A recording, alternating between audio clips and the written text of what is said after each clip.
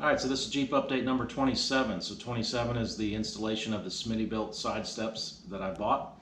I've actually had these side steps for a while. I didn't put them in intentionally because I wanted to put the body mounts in first, because I thought that would change the position of the body to the frame and may change the mounting location of these side steps. So I'm not going to walk you through the whole installation on this. I just want to show you the finished product.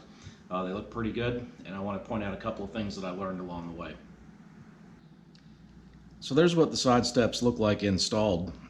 Pretty basic installation, and again, I had mine Line-X'd, and the guy, he actually Line-X'd the whole thing, like including the rubber step, which I didn't ask him to do, but since he did it, I just went with it. So one of the things I wanted to point out about these Smitty-built side steps is how light they are. So this is pretty thin wall tubing.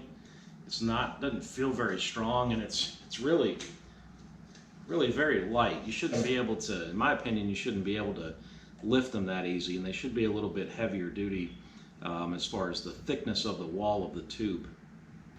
So included in the installation kit are 16 bolts, and these are self-tapping bolts because where you're going to mount this, the frame on the Jeep is boxed in.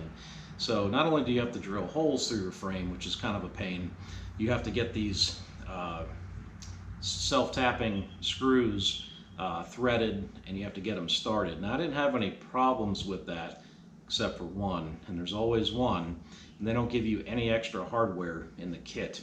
So this bolt, you can see that I clearly stripped that one out. So I'm going to have to go to the hardware store and buy another one. No big deal, but could have gave us an extra bolt. So somewhere along the line, the instructions got thrown away, or I threw them away or whatever, because it's pretty basic. But one thing I didn't know was what size drill bit to use, and the size that you need for these is a 5/16. So again, you drill a 5/16 hole, and then you got these self-tappers that have a little bit of a taper at the front of it, and you get those started, and then you can thread them.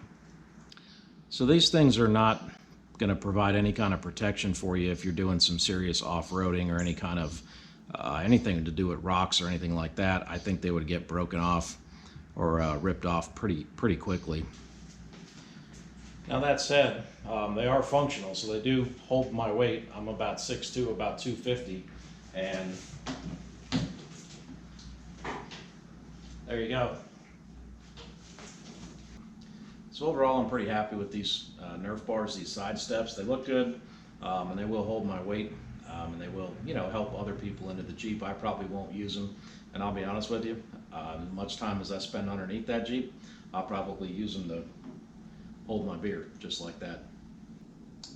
So now that I have these projects done, the body mounts and the side steps, it's on to probably suspension next. I'm going to replace the suspension. I think I'm going to get the 4-inch BDS leaf spring lift, and I'm going to replace a lot of the components under there, the shackles, the mounts, all that stuff. So that's coming up next, so stay tuned. Thanks for watching.